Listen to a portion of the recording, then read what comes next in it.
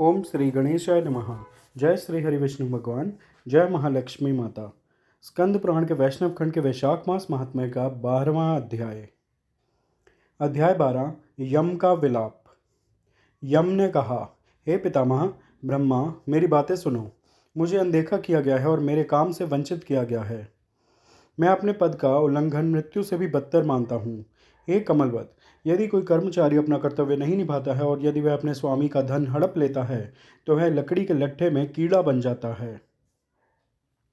हे पृथ्वी के स्वामी, जो बुद्धिमान मनुष्य लोभ के कारण अपने स्वामी का धन हड़प लेता है वह निम्न पशु के रूप में जन्म लेता है और 300 कल्पों तक नरक में पड़ता है। हे कमलवत, यदि कोई व्यक्ति अपने काम में रुचि नहीं लेता और उसे ठीक से नहीं करता तो उसे भयंकर नरकों में यातनाएं सहनी पड़ती हैं। फिर वह व्यक्ति कौवे के रूप में जन्म लेता है।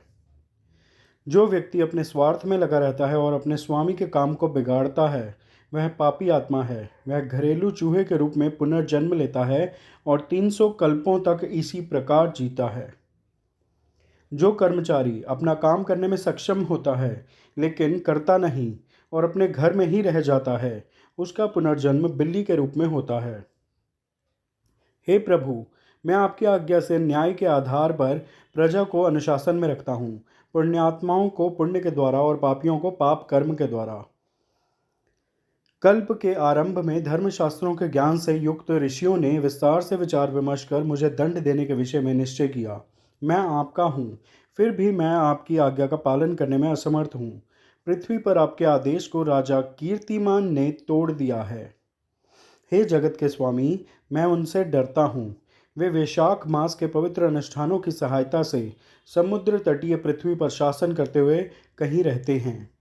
जो लोग समस्त पवित्र कर्मों को त्याग देते हैं, पितरों का पूजन नहीं करते, अग्नि की पूजा नहीं करते, तीर्थों की तीर्थ यात्रा जैसे पवित्र कर्म नहीं करते, कर्म और ज्ञान दोनों मार्गों को त्याग देते हैं, प्राण संयम का अभ्यास छोड़ देते हैं, होम और वेदों का अध्ययन नहीं करते तथा अनेक पाप करते हैं, फिर भी वे वैशाख के पवित्र कर्म करके भगवान विष्णु के लोक में जाते हैं।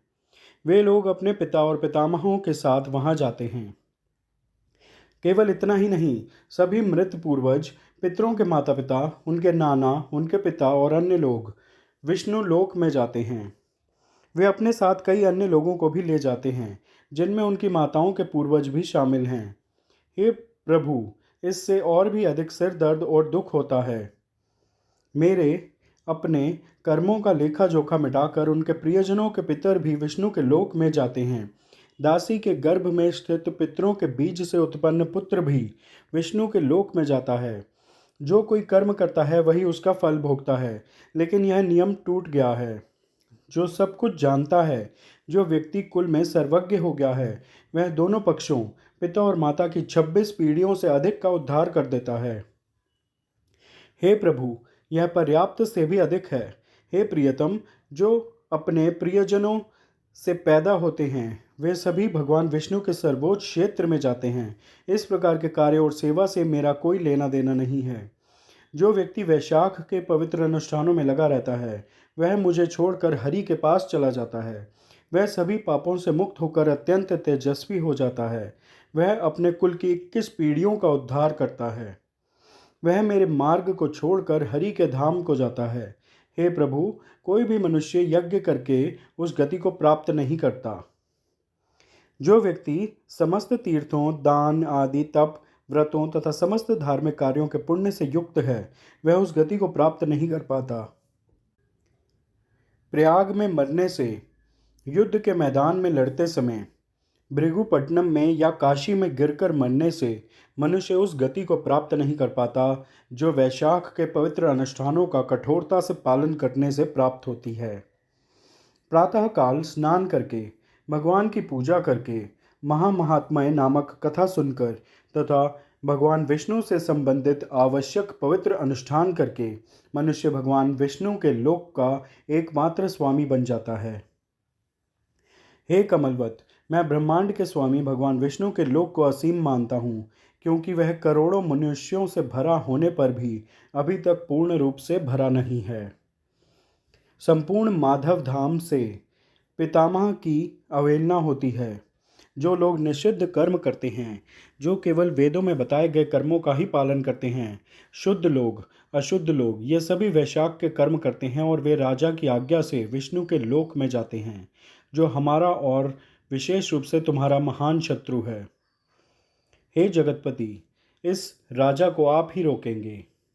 अन्य सभी पवित्र कर्मों को त्याग कर केवल एक बार वैशाख स्नान करने से ही सुसंस्कृत लोग हरि के धाम वैकुंठ को जाते हैं। भगवान विष्णु के चरणों में ही आश्रित इस राजा की यदि हम उपेक्षा करेंगे तो यह संपूर्ण जगत को वैकुंठ ले जाएगा, इसमें कोई संदेह नहीं है। यह दंड और करीनों की सूची आपके चरणों में रखी गई है। उस राजा ने लोगों की अद्वितीय रक्षा की है। जो बच्चा माता को कष्ट पहुंचाता है, उससे क्या लाभ, यदि वह शत्रु को ज्येष्ठ मास के सूर्य की भांति ना गिरा दे। यदि युवती निकम्मे बच्चे को जन्म दे या दुष्ट पुत्र को जन्म दे तो उसकी कीर्ति बादल की बिजली की भांति नहीं फैलती। यदि कोई बालक अपनी विद्या या शक्ति से पितरों को पाप से मुक्त नहीं करता तो वह पृथ्वी पर जन्म लेने पर अपनी माता के पेट में रोग मात्र बनकर रह जाता है। यदि कोई पुत्र धर्म, धन और प्रेम के प्रति दुराग्रही आचरण करता है तो उस पुत्र को सत्पुरुष अपनी माता का वध करने वाला कहते हैं। वह सभी मनुष्यों में सबसे नीच है। इस राजा की माता और इस राजा की पत्नी अपने पवित्र संस्कारों के कारण संसार में प्रसिद्ध हो गई हैं। संसार में केवल एक ही स्त्री है जिसने वास्तविक वीर को जन्म दिया है, इसमें कोई संदेह नहीं है, क्योंकि यह राजा कीर्तिमान मेरे अभिलेखों को मिटाने के लिए पैदा हुआ है। हे प्रभु, ऐसा पहले कभी किसी क्षत्रिय ने नहीं किया। हे जगत के स्वामी, अभिलेखों को मिटाने का वर्णन पुराणों में कभी नहीं सुना गया। हे जगत के प्रमुखों, मैं उस हरि भक्त राजा को छोड़कर दूसरे किसी को नहीं जानता, जो पतंजलि के द्वारा घोषणा करके दूसरों को उत्साहित करता है और मेरे धाम के मार्ग में बाधा डालता है। स्कंद पुराण के वैष्णव खंड के वैशाख मास महात्म्य का 12वां अध्याय पूर्ण हुआ। आप सब प्रेम से मेरे साथ बोलिए, जय श्री हरि विष्णु भगवान, जय महालक्ष्मी माता। कृपया इस वीडियो को लाइक व शेयर करें व चैनल सब्सक्राइब करें। धन्यवाद। हरे कृष्णा।